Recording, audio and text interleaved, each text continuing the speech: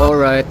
Oh, 'di ba? Ganda tignan ng sunset dito sa Davao City. And right after ma-witness yung sunset sa may south part of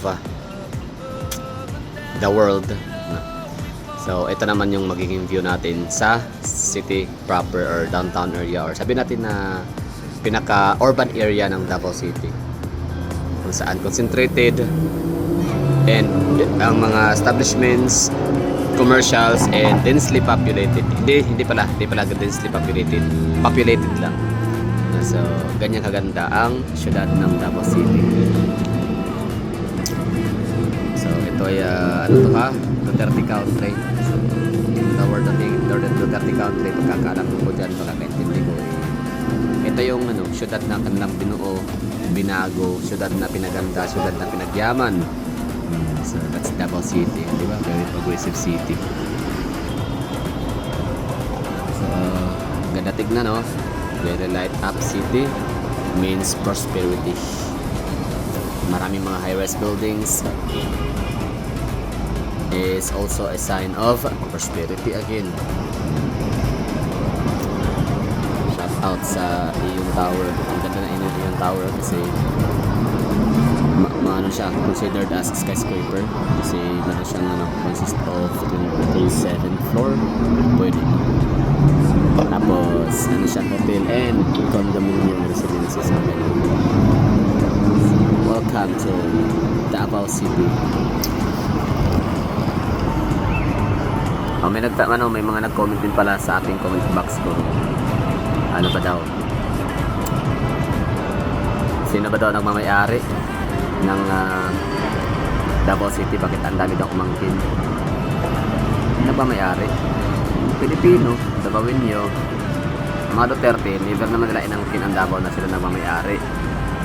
Mga taga Davao lang ang umangkin sa mga Duterte na sila ay para sa Davao, no?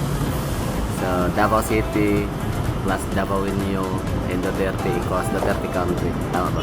Basta, yan lang. Showing ko lang meron sa video na to. Siyempre, papakita ko lang sa iyo yung ganda ng syudad ng Davao City. Yung nga sunrise, sunset and city proper. Diba? Ganda.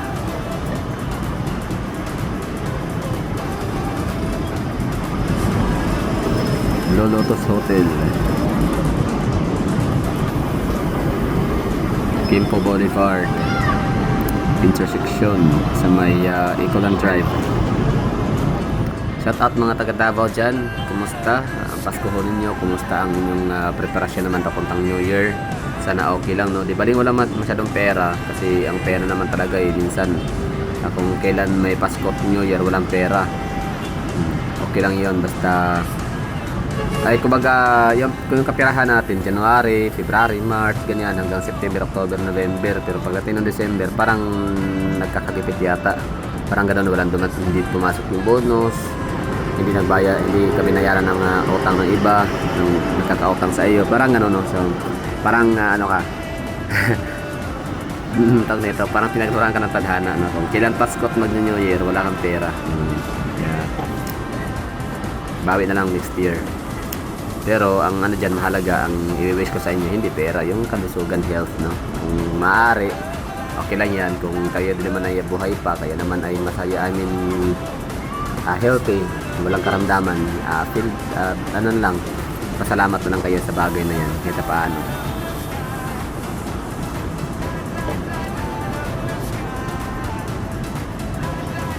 Ganun Davao City. So kumusta ang kumusta ang inyong Christmas vacation?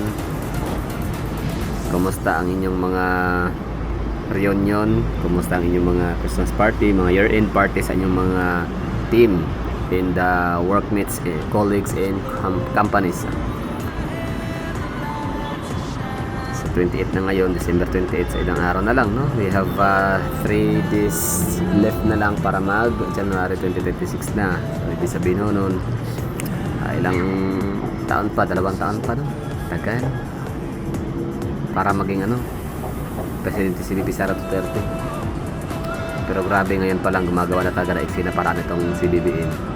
paano hindi makapasok sa ano talaga political arena sa presidential race si VP Sara Duterte, kasi alam talaga na mayroon silang kalalagyan kapag ang huli ay manalo.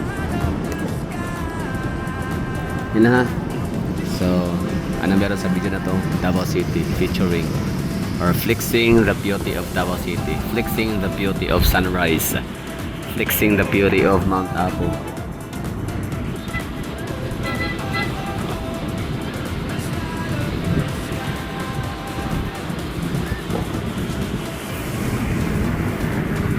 Time check tayo, alas 5 pa lang, kaya hindi pa lahat ng mga establishments ay nagta-turn on ang kanilang mga pailaw.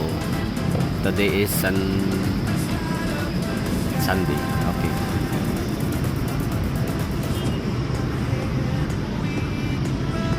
Sige, zoom in pa natin ng one time lang.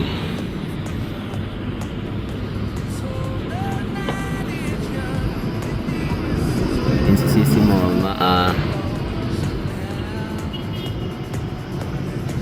Alorica.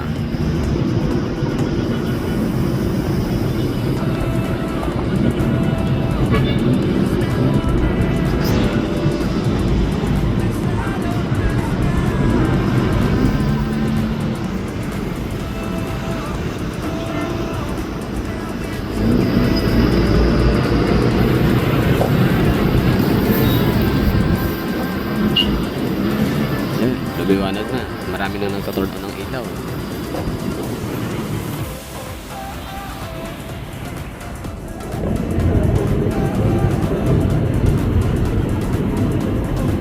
Wow, may paano na si may Valder Residences. May pa ilaw-ilaw sa kanyang taas. Na pinakapit dyan, wala naman ganyan. Sige, sa bagay Pasko naman ngayon. Okay na, we're done. Thank you for watching. Ingat and bye-bye. Enjoy nyo ang enjoy nyo ang sunset.